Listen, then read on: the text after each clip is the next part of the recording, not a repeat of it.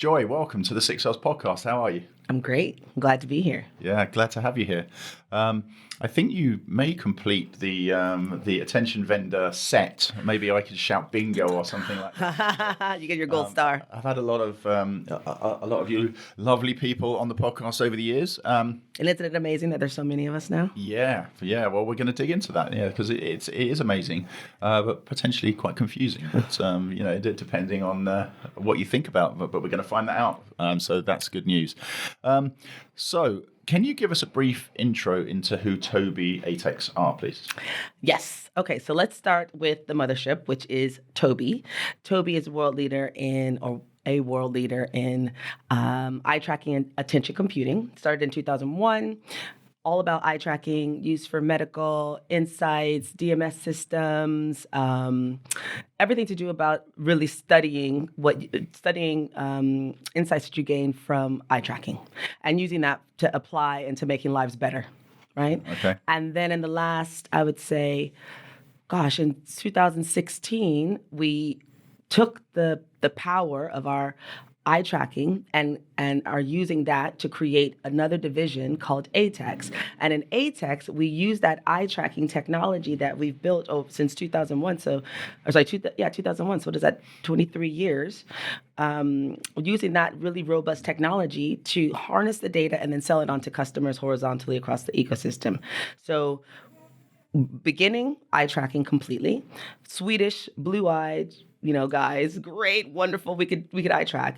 To now, 23 years later, being able to track all eye colors, all eye shapes, ambient light, wearing glasses. I mean, it's so robust. It's used in vehicles. It's used for medical, right? Tobii ATTEX, only data.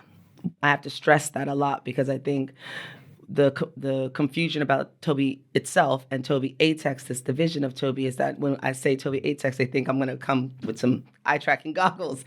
It is literally a data exchange. It's a ground truth attention data exchange completely and solely. Okay, so you don't own any of the media. It's purely here's our data. Use it as you wish. As you wish. The goal is to bring the most high quality data into the ecosystem for others, our clients, and as I said, we're horizontal across the ecosystem to use in creating their own attention algorithms, their own custom insights, their own post campaign reports, brand uplift studies, to use for their messaging, to use for their campaigns, to be able to slice and dice as they want. Okay, cool. So I've seen your writing on LinkedIn, and there's three things I think that you call out as super important as it relates to ground truth data. And if I can go into my memory banks to make sure that I've got these correctly, it's always on. Always on. Passively collected. Locally sourced. So could you unpack those in any order you want, quite frankly? But it'd be interesting to know what those three things are. Okay. In your world. So let's take a step back. The reason why we bucketed attention data collection into these three really important pieces, which is the always on, passive, and local, is because, as I said, the idea of high quality data, which you build your models on top of, it has to have a certain amount of consistency, accuracy, and completeness in order for it to be considered high quality, in order for you to build something that can actually be true and scalable. So what we've done is we've looked at what is it that we are actually, the challenge that we're actually addressing, and how do we address that? It is to bring always on, meaning every day, all year collection of data, right? So you will take into consideration all seasonality, all changes in consumer behaviors, all changes in creative. So in creative and messaging on the campaigns, any changes to the brand and the way that they speak to their consumers. You really have to have an always-on approach to get all the nuances of attention and fixation gaze data. And then we say passively collect it because it needs to be unbiased. So yes, we work with a panel. So I'll back into our technology in a moment. We work with a panel, and what we do is we say, right, we send you some eye tracking hardware, and we send you the ability to download our apps. So we have an app for a mobile device. We have the hardware for your for desktop. Okay. We send you all that. You opt in. It's calibrated to you. And then we don't tell you what to look at. We don't tell you where to go. We just tell you and get your agreeance that we can just measure and collect what you're looking at, what you're fixating on. And when I say what you're looking at, I mean all context. So the ad comes onto a page, we see the host name, we have already the demo data because you're panels, so we can collect that. We can see every ad on the page, and in that, because it's an opt-in and always on, we can see the change to the messaging within the creative. So anytime, if you're collecting all day long, every ad that comes in, we see that. So every time it changes, we can see brand, we can see industry, vertical channel, format, size, placement, as I said, domain, subdomain, and then you add that to the demo. So you've got context, which makes sense, everything around the ad. And then lastly, we have the local element, and that local piece is important because it's like saying, I could take US data and use it for Sweden, right? You cannot. It's not relevant to the market. It's not as simplistic as that. Consumer behaviors are different. The way that, if you think about it culturally, reading from left to right to left. So if you're not using local consumer behavior and consumption patterns in your data collection, you're getting false data or incomplete, let's say. Yeah. So I was talking to John Waite in the previous episode of the podcast, and we were talking about this idea of the context of the consumer. So if you, for example, I'm just thinking when you were saying there about locally collected, I'm a big football fan, Southern United, but the team that most people have heard of is Liverpool.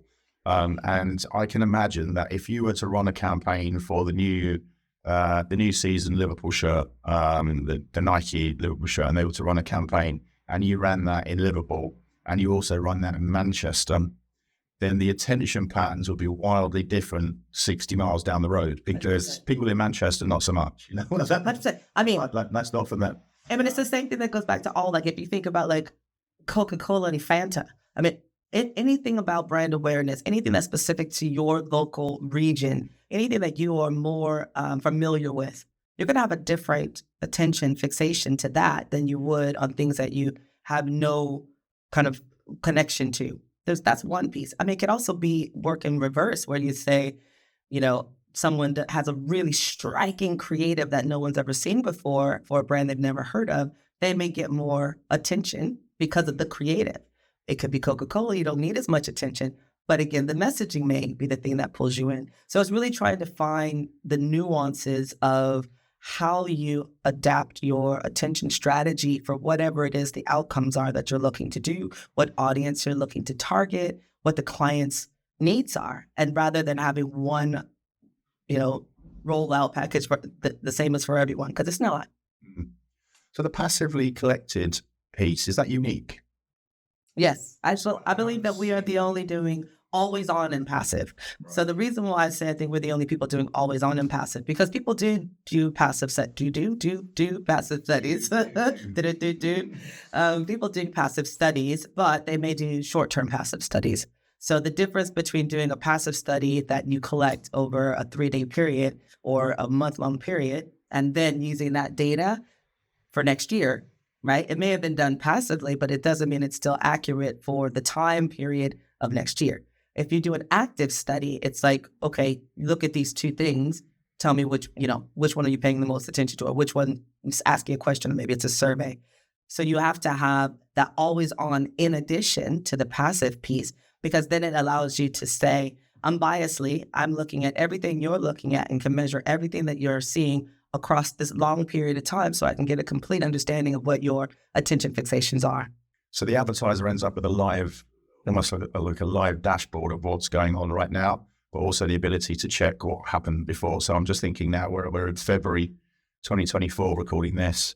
I might want to understand how somebody reacted to my brand in November and December in the run up to Christmas, and how that changed from January, February. 100%. And so I can see what's happening right now, but I can also go back and say, well, I'm currently playing my Christmas campaign, and I need to understand what happens for toys, let's say, or whatever it might be, whatever category it is.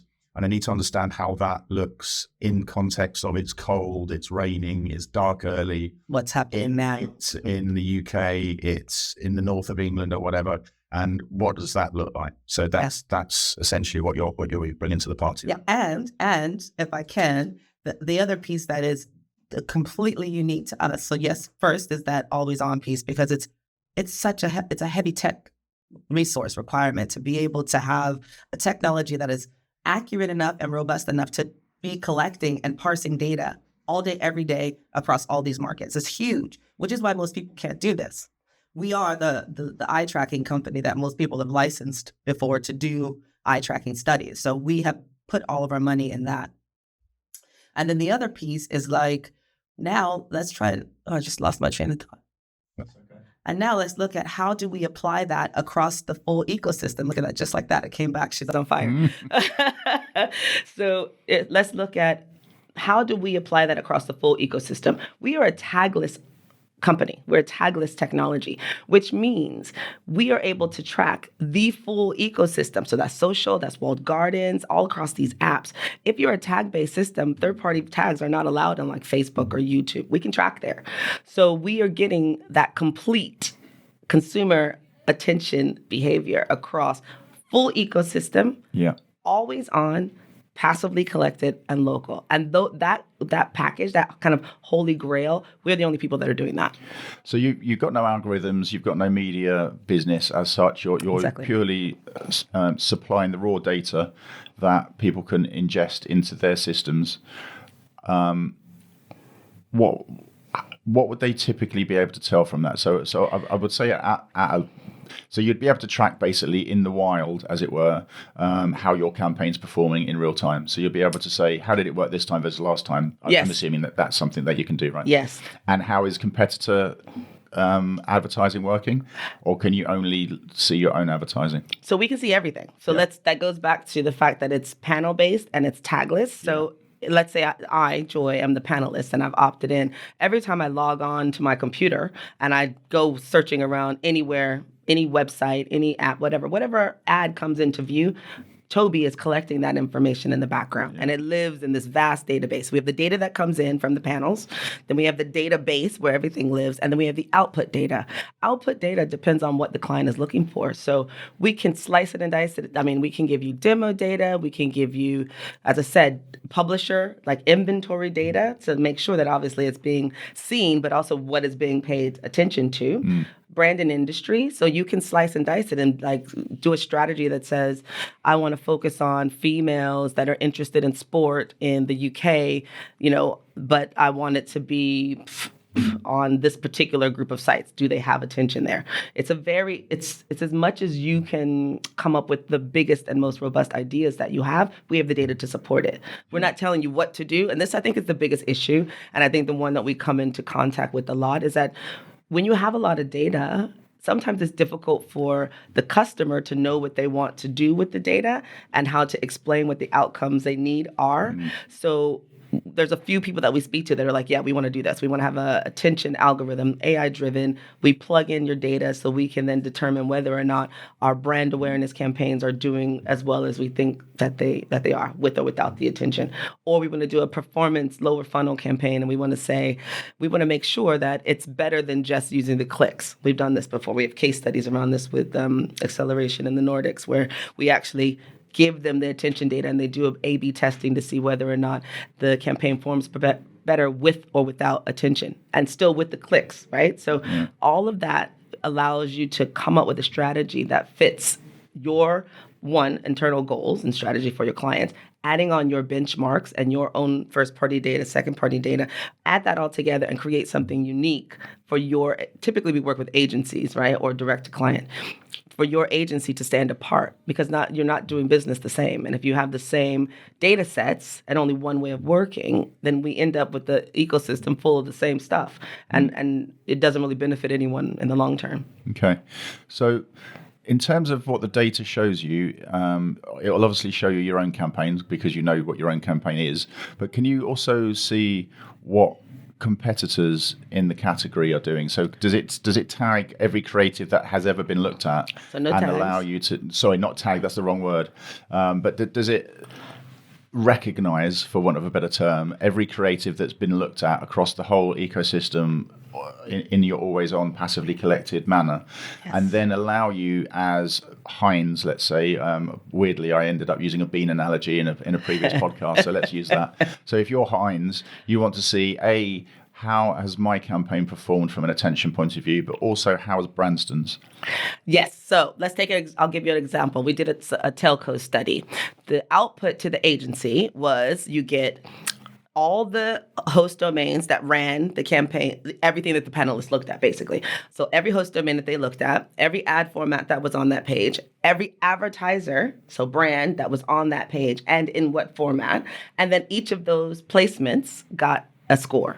Mm-hmm. So you could say Nike, I said telco, but this is definitely not telco, let's say retail. So let's say Nike is here, and then you had Puma and another placement running, at the same time. It will show, the data can show you Nike ran a video, and Puma ran an outstream, let's say, and they got this fixation. Nike got this % fixation. So you can compare. And you're also comparing, you could even do like for like. Both ran a display campaign and 2 different ad placements, fixation for each of them and each domain. So you can literally get competitive information as a brand, but you can also get competitive information as a agency that allows you to then go back and show to your customer, okay, this is how well we're doing when we're running in this capacity on these types of formats. This is how much better we could do if we switched to a different format or to a different placement or to a different demo, let's say. Yeah. So you get the outputs really are, age, location. I mean, it's everything. It's every single, if you look at the host domain, let's say it's joydean.com, on that host domain, it'll tell you on every ad placement what ad format was running, what brand was running in there, what type of creative was running in there, and then the industry. So it's super robust, and the only way you can have that kind of data is if you're always on. Yeah. So you could take, so you could do it the other way around as well, I'm guessing, correct me if I'm wrong, but you could say, okay, over the last year, this data has been always on, there's been X number of people that have looked at that format on that site. And in that time, 100 different creatives have run, and the lowest score it got was this, and the highest score that format got was that. And so we can say, right, well, the maximum possible attention in that format probably is this based on 100 creatives, and the lowest it's ever got is that. So that's probably the least we can expect. And then you can start to make informed decisions about if we're going to advertise on that site and in that format, then we probably want to be talking to somebody within 2 seconds, because that seems to be what your threshold point. Yeah. I mean, it's really about, we can really, cut and dice it any way you want and give you any kind of data that you want. The idea is to learn enough about the inventory that you're running on and about the way that the creatives are performing on that inventory, and then to bid optimize. It's not to say like, okay, we're only going to run here, we're only going to run there, because we don't want to cut publishers out either. It's about making sure that depending on if it's auto, let's say for example, you can say for auto, the benchmarks are X, Y, Z. And if we're going to run this particular format, this is the threshold we need to hit. This is where we can run it, bid optimize. And if it's not hitting that, maybe you reduce your price. Or if it is, maybe you increase your price. Or maybe you have a mid-level. So you can start to do more of a spread and aggregate across the group.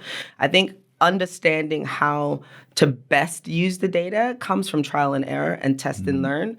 And it's also not about saying, attention is the only metric that we're going to be using on these campaigns. Like, it should be something that's added in as a KPI as part of the overall strategy, right? Yeah. So you've got your viewability, great. But now of those viewable impressions, how much was paid attention to and where and what formats and at what level? And then start to build out something that you can use across the group. Or even being able to put information, data that comes in all the time. We can API in data to a client, let's say, and data that's coming in all the time, so it's updating. So you can then adjust in your bids, right? So figuring out the sweet spot for what you want to do for each client becomes important, because not all clients need the same types of outcomes. And then having a strategy in place that allows you to cover all the bases, and also add in other players. Like I do also think that there's room for us to be looking at, okay, you've got your overarching AI strategy that includes fixation, gaze data. And then you also are adding in additional proxies. So because we collect everything, we see everything, we also have all the proxy information. It's just not what we're selling. What we're selling is the data that you see. So how do you then use the data to inform the prediction models that you then build out at scale. Because, as a panel, you're never going to see every single person. So you will need to have a prediction model. And that goes back to the beginning of the question that you asked me, which is how do we bucket it? And we've got where we are, which is that ground truth centric level. And that is always on, passive, locally collected, tagless. Like right now, you could, even if you don't work with Tobii, you could call us up and say, I ran a campaign last month and I want to know what my attention fixations are. Can you give me a report? You just send us your creative logs, your delivery logs. We find a creative identifier. We go back to our database, this huge data, and we can find that log in our panel base, and then pull out a report that gives you benchmarks, fixation data, demo data, because we have it all stored. Again, no one else can do that. Yeah. The next level is your prediction level, or predictive centric level, which doesn't have the always on approach, but maybe they have passive collection. Maybe they've done a study, but they've update regularly, let's say. And then they also have proxies. So they have much less ground truth data that they're using to build out the prediction model. A lot of people are in this level because it's scalable, it's affordable. Yeah. And then the last one is your enhanced in-screen, we like to call it, or enhanced on-screen, which is maybe surveys. There's typically not a lot of fixation data, either none, or maybe there's some from an active study, or maybe they've done a study, but it's not the base of the model. It's much more about engagements, clicks, behaviors that are proxies to attention to be used as the attention model for prediction to train on. Okay, so just to be clear, when you're talking about fixation data, you're talking about eyes on ads. Yes. Yeah. Yes. Okay. So fixation and gaze. So you're actually eyes on ads and eyes on everything around the ads as well. Okay. I was talking to an agency leader recently, and he was saying that it would be helpful if companies came to them with an idea of some of the challenges that they had at building out tech and tools and talent in order to serve their clients, and then showed them how they could help them to achieve that. Now, I'm thinking as you're talking there, and I'm thinking, you said something earlier which made me think, wow, the fact that you can see any campaign that ran, well, anyone that looked at it within your panel, obviously, but you can see any campaign, so you can start to do competitor analysis. That seems to be quite powerful. Now, you can sell that to anyone, or an agency group could go, well, we should have that, because now that is a really good offering for our clients and a reason to work with our media agency rather than another. Yeah. Because we can not only tell you how your campaign performed from a fixation point of view, but we can also tell you how that compares to your competitors. And then creative agencies. I mean, I don't know if you work with creative agencies, but the other thing that was going through my mind there is, so the fact that I can compare and contrast in a category, I can say, well, let's run an ad.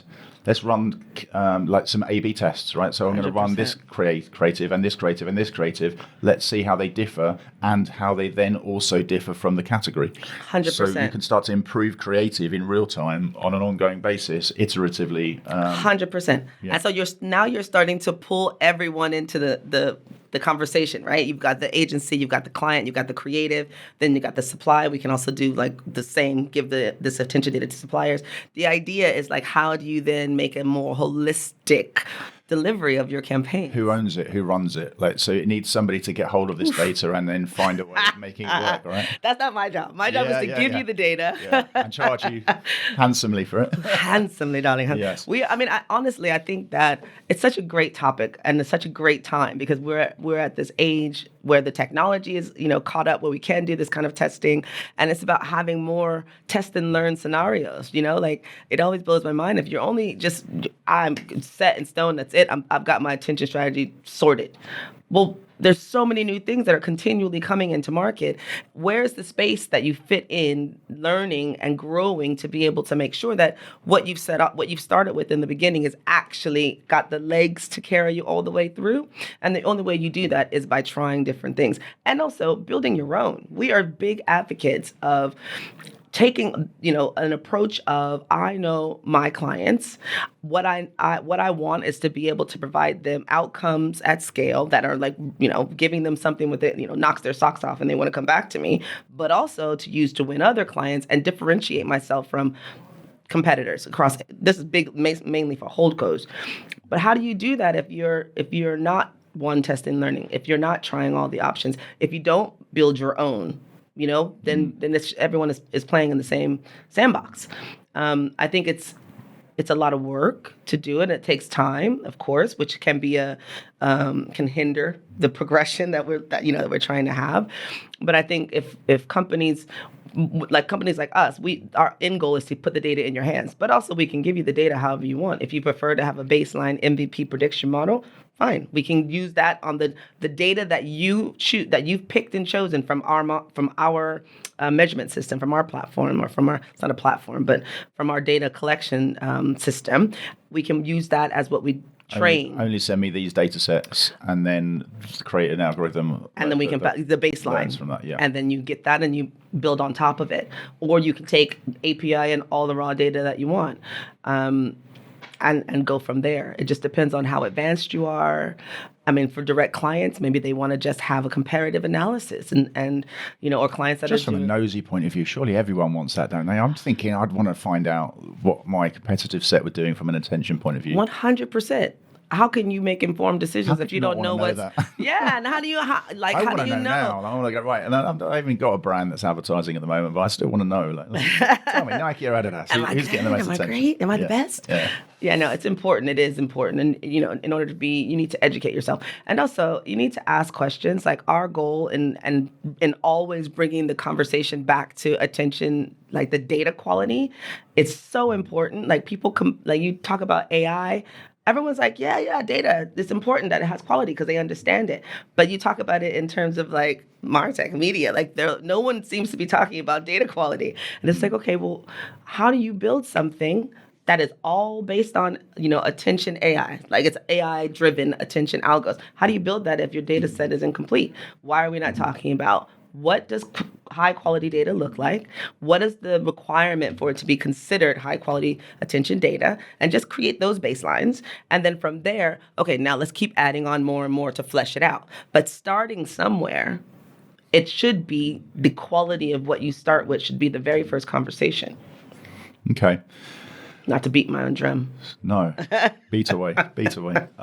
So I was speaking about this on a previous podcast with John Waite from Havas, as I said, that there's a lot of different, actually I don't even know if this actually made it into the podcast, but we were talking about it, whether it was on the actual recording on it, I can't remember now. We were talking about there's a lot of different vendors for a still relatively nascent technology or capability, however you want to describe it. And and everyone seems to have a different approach. Yeah. Now, you could say, based on what you were just saying just previously, Joy, that's a good thing, because if you don't test and learn, how do you know? And so having lots of different ways to do the same thing effectively, which is to prove that attention leads to outcomes, shall we say, or is important. But also it can be maybe potentially quite confusing for the market. So I don't know where you stand on. Do you think that there should be a standardized model that everybody adheres to and works towards, so that everyone gets what they're doing and everyone's talking shivering the same? right now? Yeah. Or do you think it's good that there's diversity in the way that this stuff is measured, thought about, planned, how algorithms are trained on data? I know you're very passionate about the data quality. You made that very clear. So do you think that there should be one way of doing it and everyone should kind of do it that way? Or do you think it should be lots of different approaches? I'm a big fan of, there needs to be diversity. I don't believe that anything can be created in a vacuum. The best things do not come in life in any way, shape, or form if it's only one way. I definitely think that we need to have a marketplace and ecosystem that's open to new ways of doing things and different ways of thinking about things, because otherwise there'd never be any new business. But I also would say there needs to be definitions around what things are. Standardization is very difficult because there's so many different players. Everyone has their own interest at heart. How do we just create a baseline of this is what this means? And this, the IAB is doing a lot around this. ARF is doing a lot around this. It's about, when we say attention, what does attention as a community of advertisers and MarTech, all of us digital folks, what do we actually think that is and find an agreement on it. And what is that based on? So that could be, for us, we consider attention as a definition has to include fixation and gaze data. It actually has to have eyes on ads. Now, does everybody agree with that? Not necessarily, but as a group, we need to understand the classification of what we all agree is attention. And it could be broader than just eyes on ads. It could also include other things, but it needs to include that, right?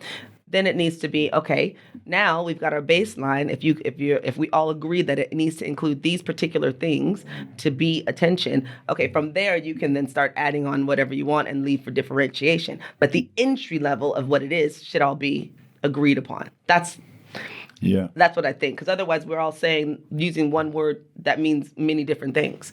And we need to understand as a group, this word means this. It's inclusive of X, Y, Z, da, da, da. Yeah. And if it doesn't have that, then it's no longer that. It's enhanced in screen or something like that. So you said the IAB are working on this. IAB US, yeah. But we are on their very, very late calls. Thank you very much, IAB US, for that. To really just work with several companies specifically on this, to talk about the difference between biometric and, versus completely on screen, and what do those things, because there's so many different ways to slice and dice it. So what does it include?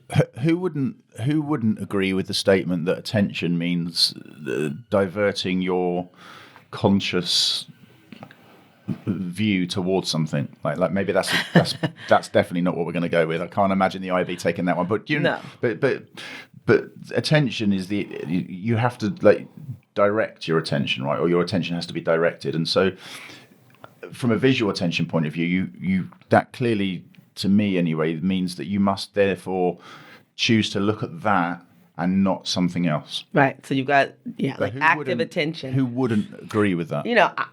There's companies that may disagree, and there's because I think the problem is it's not so much that a company wouldn't agree that you would need visual eye like some visual capacity where your eyes on ads. It's about, is that more important than the proxy to attention, which could be an engagement? So, like you could say, someone paid attention because they clicked on the ad, or they, swiped on the ad. Is that enough? So then it becomes, when we start talking about the definition of attention, it becomes how much of each of the things are required, right? So if we're going to call attention, as I said, we have a very clear stance at Tobii that attention has to have. Well, we see how viewability ended up, so we can see how this is going to end. You can game it, exactly, and that's the problem. Is like if it does not have a human eyeball looking at an ad, then for us, we think that is an attention. It could be a proxy to attention. It could be, viewability on steroids, but it's not necessarily attention, because how can it be? But it doesn't mean that there's not a place for it. It just means that it has a different classification. Yeah. So what we're trying to do as a Tobii, while we're involved in these conversations, is because we wanted to say very clearly, for us, attention, you have that fixation and gaze data. You can add in proxy, but there needs to be that first level. And then from there, you can start adding additional elements in and defining additional elements. But the first piece of entry is that, right? Yeah. So, and then the rest becomes how much or how little. And we aren't actually a company that is interested, other than defining that you need to have that visual element in there, and that we think it should be always on to get the truth of the matter. We don't want to tell people how to standardize or tell people how they should or should not be creating their algorithms. We want to say, you the boss, here's the data, go do you, boo. Okay. So do you think attention's here to stay? And then the second part of that question is, I feel that when viewability as a metric came along, it was adopted pretty quickly. Everyone was like, yep, of course we want viewability. Yeah. Of course viewability is important. Despite the fairly low benchmark of what viewability Right. is and isn't, but at least we can all go, oh yeah, we're happy with that. Everyone wants it. We're trading against it. We seem to get up and running pretty quickly, unless Yep. I've misremembered that. No, I think it moved pretty fast. I think the only thing was like how much. It became the how much Yeah. thing. But yeah. So agencies are starting saying, well, we want at least 70% viewability on our campaigns, stuff like that. So it became a standard metric that everyone seemed to agree to relatively quickly compared to attention, I would say, where we're still having this conversation. I mean, my mind was slightly blown that we're still not at the point where we can say we all know what attention is. I mean, it's been the most fundamental thing to advertising forever, since we used to draw on cave walls. Like, Yes, attention's exactly. the first thing. 100. That's such a great analogy. 100%. Yeah. Yeah, but we can't agree as a industry or as a human race what attention is. I think people can agree feels on slightly like I would like. I haven't got a lot of hair left, but if I did, I think I'd probably be wanting to pull it out if I was working. I mean, I specifically think in there's the a attention difference between space. us as a human being being able to say what attention is and us as business people being able to say yeah. what attention is, right? Yeah. There's a difference there. Yeah. And I do think that everyone, especially all the people that I speak to at agencies, they're really very much invested in the idea that you need to have a fixation element to your to the attention KPIs that you're building over, to the data that you're sending. I think in terms of transitioning us into, I mean, attention is here to stay for sure.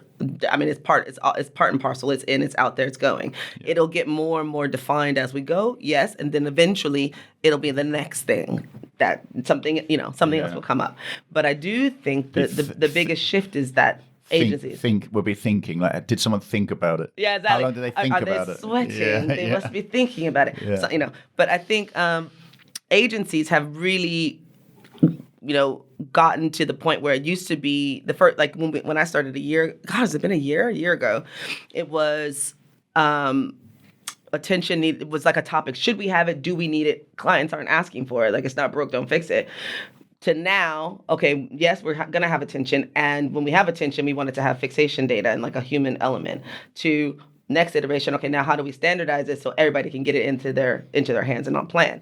And the conversations have shifted to, okay, now I want to understand.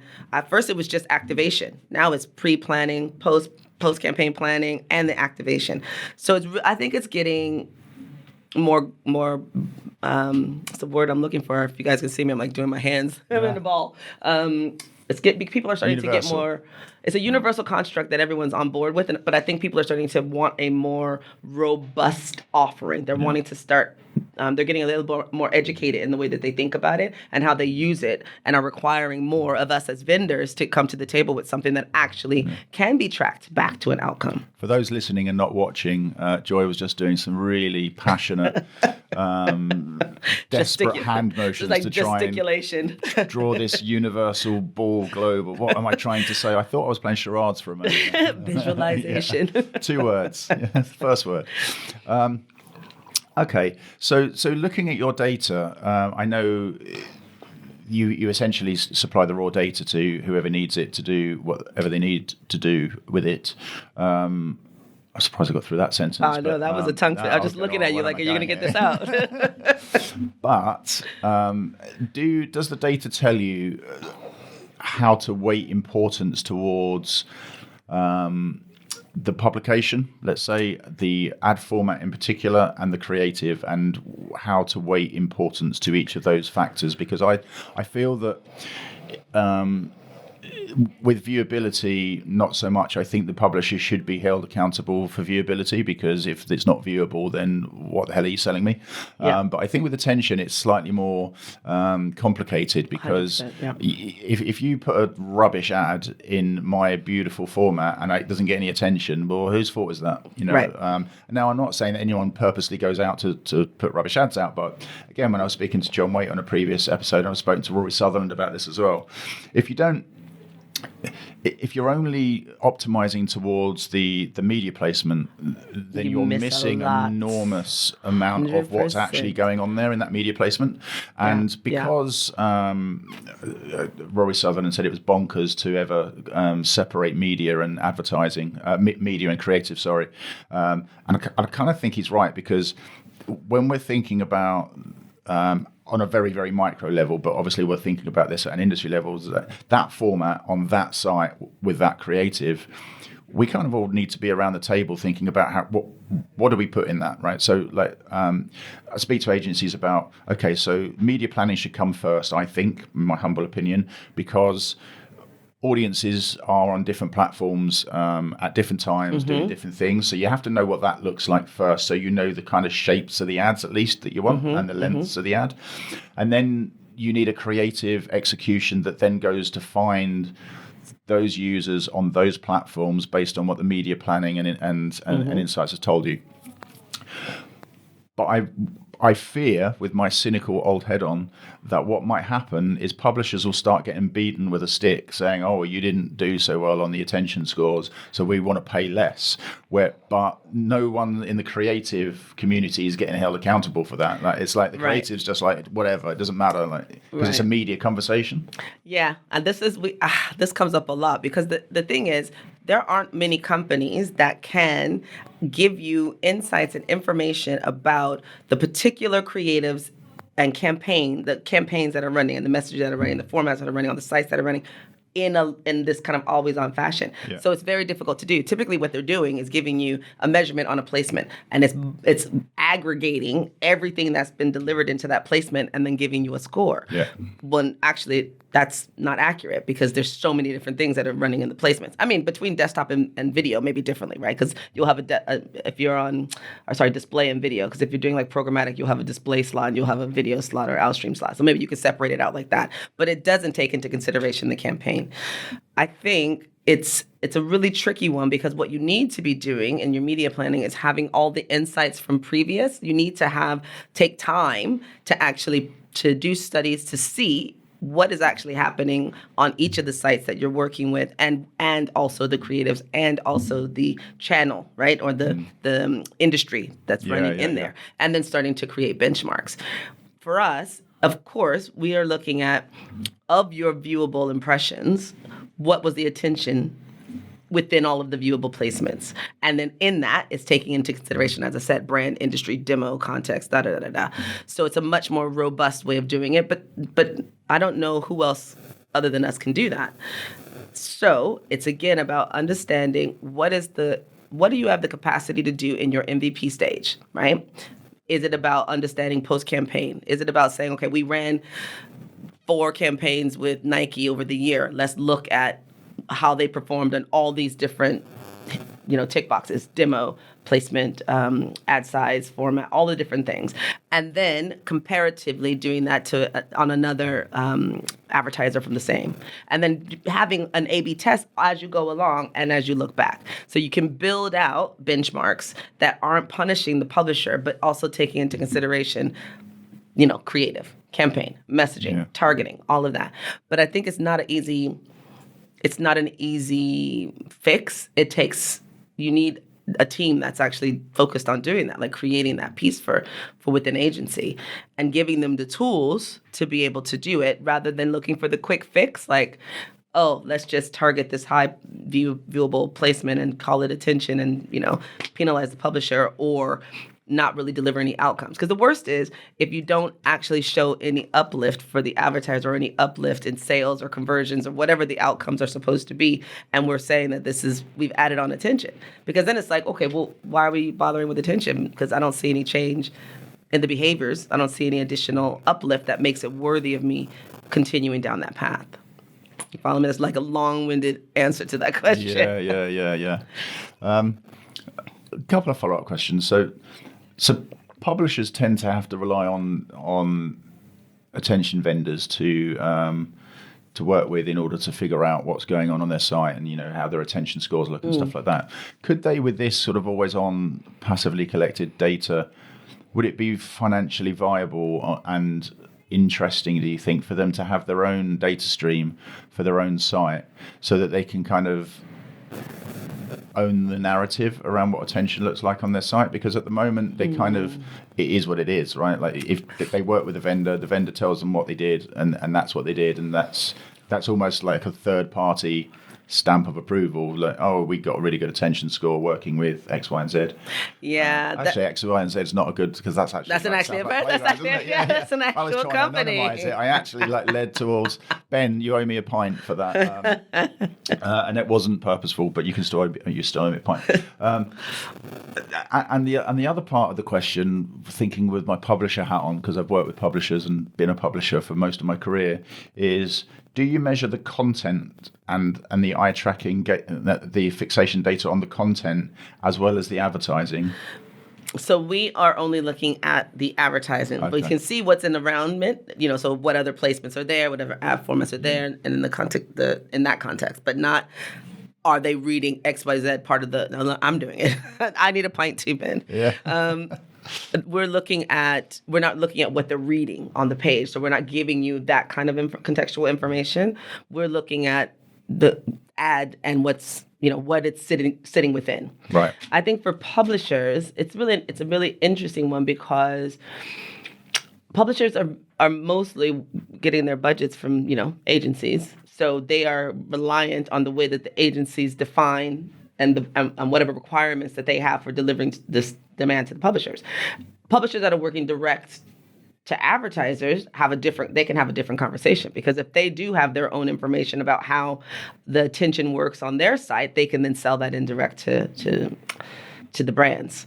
So it just depends on who you're speaking to. I think it's always worth it to have everyone have the data to better understand what their audience behaviors are, what their site setups are, being able to really have as much, it's better to have more data than less data, to understand what they're doing, and then using that to package up their supply and when they go in to speak to advertisers. Because honestly, if you look at there's some really amazing sites that people block because if something's going on, like people block news. When I used to work on networks, all of a sudden we get like these huge block lists for news, but it doesn't take into consideration news sites have like so many different verticals on the sites and different behaviors. Or if you're looking at premium, like super premium, like Condé Nast or something, people go on there, they read, they see the advertisement, but they're not clicking a lot, and those publishers can get banned. Right? And also, so how do you... there's with the keyword block lists, there's huge problems there. Just thinking Condé Nast, somebody might say, oh, she looked drop dead gorgeous, but dead is on the exclusion list, and so you don't end up putting an ad, because very few words are not brand safe in and of themselves. It's how it's in the they're context used. of how it's used. Exactly. And again, it goes back to how do you make a more educated, holistic plan for how you deliver, advertising dollars, and how you judge supply, Yeah. Well, Joy, I very much enjoyed that conversation. I said I'd try and keep it to half an hour. We went 47 minutes. So, okay. There was lots to unpack there. Thank you very much for being on the 6 Hours podcast. Thank you so much for having me.